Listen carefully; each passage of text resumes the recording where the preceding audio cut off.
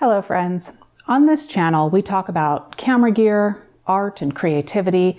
Sometimes I share my outdoor adventures. Over the more than 13 years of this channel, I've hit many different subjects. I even have complete photography courses for you here for free. Today though, I'm talking about gear, but gear that is specifically designed to bring out your artistic and creative sides. Some of it is new to us, and some is stuff that we've had hanging around here in the studio for quite some time. We're talking unusual lenses, some for DSLRs and some for mirrorless. And why mirrorless has made unusual lenses easier and more accessible to more camera owners than ever. Plus, how these unusual lenses can help you develop as an artist. First, what is an unusual lens? There's no one definition, so let's just make one up. It's a category of lenses that you will likely not shoot with every day, maybe once in a while or once in a year, or maybe even less than that. An unusual lens might be a focal length that doesn't make sense to shoot with all the time, or it may wiggle or wobble, not due to poor design, but in order to work exactly the way that it is designed. It might be soft when a normal lens would be sharp. An unusual lens may be more about making something truly unique versus making something truly accurate. And no matter the unusual lens, there is no room for test charts or much critique, as the photographer, the camera, and the lens are going to work together to make something that you couldn't or even wouldn't capture with some fine-tuned 24-70 f2.8 lens or a high-performing fast aperture prime lens. Although one of the unusual lenses we'll talk about today is exactly that.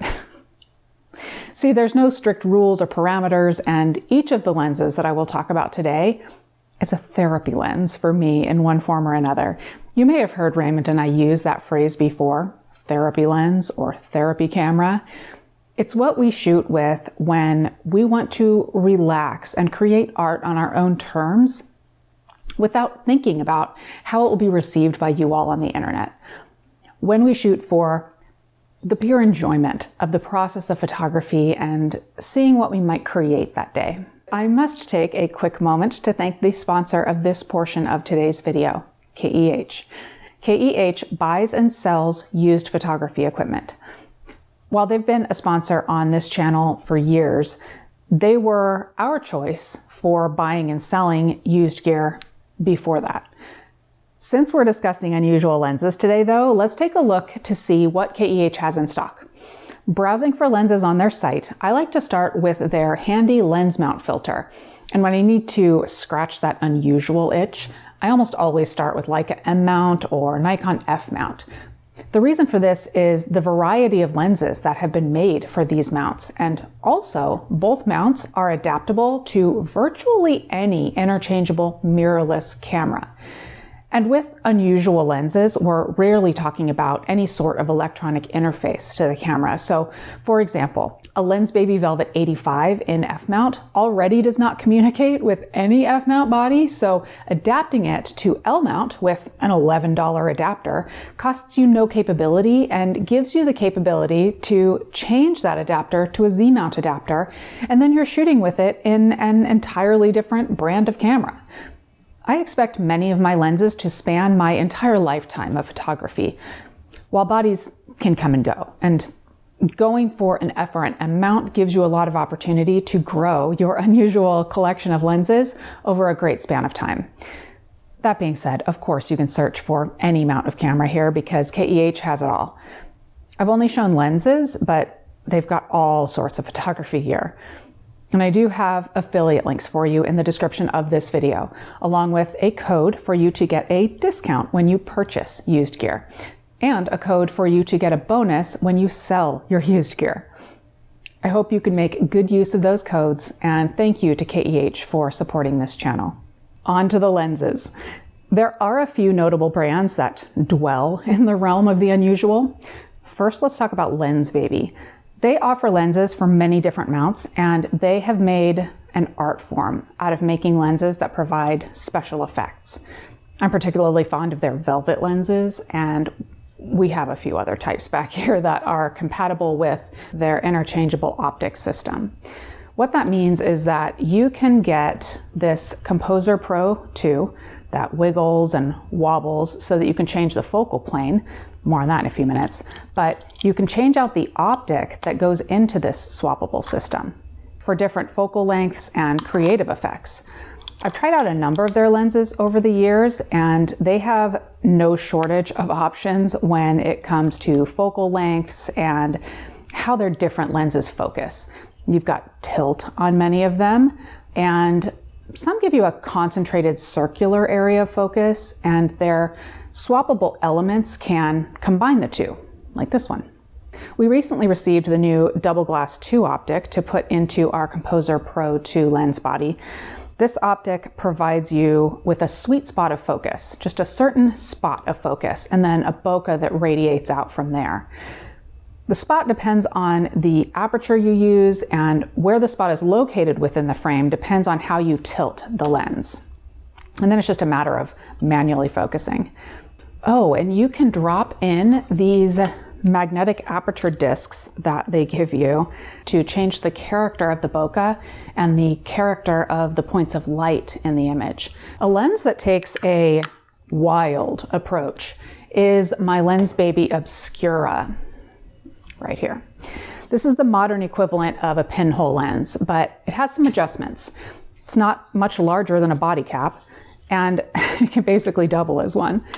This is something that you can make, but one thing that I like about this particular one is that it has 3 pinholes of different sizes that you can physically rotate by moving the front of the lens. The widest pinhole aperture on this lens is f22, but then you have f45 and f90, and you don't focus. The focus is set. The field of view is 16 millimeter on my lens, but they also do offer a 50 millimeter. 16 is neat because you're getting a lot of the environment, and depending on your lighting and your location, you can get some super interesting results.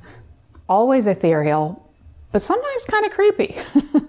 It's a way to get back to the extreme basics of photography and challenge your creative side to find something truly different from the light and the environment presented to you. Years ago, I did a series of videos where I studied a period in art history. Then I took inspiration from it to do a photography project. Since I received this lens, I've wanted to use it for a project on European Impressionism. This would be perfect. That was where the artists were studying light and how it affects what we see. I'll need to bump it up on the list because I'm definitely feeling motivated. But one more thing about this lens, at these very narrow apertures, you are going to see every speck of dust on your sensor. They're typically super easy to remove in Lightroom, but you're pushing the boundaries anyway here, so don't discount the fact that those weird and wiggly dust bunnies can quite possibly add to the vibe of your pinhole image. I don't know, use your own judgment on that, but keep your mind open about those quirks and nuances. One of our newest lenses here in the studio is a TTArtisan 50mm f 1.4 tilt lens. This is available on different mounts. E mount, L, X, RF, and Z. A few things about this lens before we even talk about the tilt function. It is a super inexpensive lens for a 50mm f1.4 prime lens. And it's almost hard to believe how well it functions as a 50mm wide aperture prime lens. We have it on L mount, as you can see here. So we've also been using it on our Panasonic cameras and obviously this Leica SL2. Like the Lensbaby lenses that we just talked about, there are no electronics. So you are focusing manually, and videographers will appreciate the geared focus and aperture rings for use with focus pulling equipment. So we have a great 50mm lens here, but then you can release the tension and rotate the lens left or right, but you can also release another tension knob and you can move the barrel all the way around. This is a bit different than most Lensbaby tilt lenses and their optics system, which are a bit more spontaneous. The difference here is that you can set the tilt very specifically and then lock it in to your desired setting. So tilt. We've mentioned this with the TTArtisan lens and the Lensbaby Composer Pro 2. And what this means is that compared to, say, this fairly normal lens here, you have the ability to bend the lens in different ways, which means that the image projected onto your sensor no longer has the focal plane parallel to your sensor. You're introducing a tilt of that focal plane. And by changing the tilt, your relationship to the subject and the focus of the lens, you can actually have items at the same distance from the lens in different degrees of focus, depending on where they are in the frame, how you've tilted the lens, and where you've set the focus, of course. Alternatively, you can have something angled toward or away from the camera completely in focus, even when using a wide aperture. We're showing you a few examples on the screen, and one where Raymond swept tilted focus across the frame in a video, and you can see just by moving the focus ring, lens tilted, the fence posts that are an equal distance away from Raymond go in and out of focus simply as he turns the focus ring. There are many more possibilities than we're showing you here. The key is that for most of us, using tilt lenses for selective focus, making large scenes, scene miniature, and other amazing tricks are not going to be an everyday thing. So it's not something that most people are going to want to spend a lot of money on. One thing about the TTArtisan 50mm f1.4 tilt lens is that it's almost hard to believe that it retails online for just over $200 here in the US. Even if it wasn't a tilt lens, that's an amazing price for any f1.4 prime lens, along with those geared rings for filmmakers. And I do want to be clear that some of the most famous and expensive tilt lenses out there are also tilt shift lenses. That not only allows the angle of the lens to change, but those can also shift the lens laterally, which changes the perspective of the image that hits the sensor. With Photoshop and Lightroom, shift capabilities aren't exactly obsolete, but perspective corrections and creative changes aren't very difficult in software, whereas the ability to get an angled subject entirely in focus must happen in the lens itself when the image is captured. Also, it feels good on the creative side to have that extra level of control at the point of image capture itself. Like I said at the beginning of this video, for Raymond and I, these unusual lenses are not only about the result that we achieve, they're about the entire process of photography.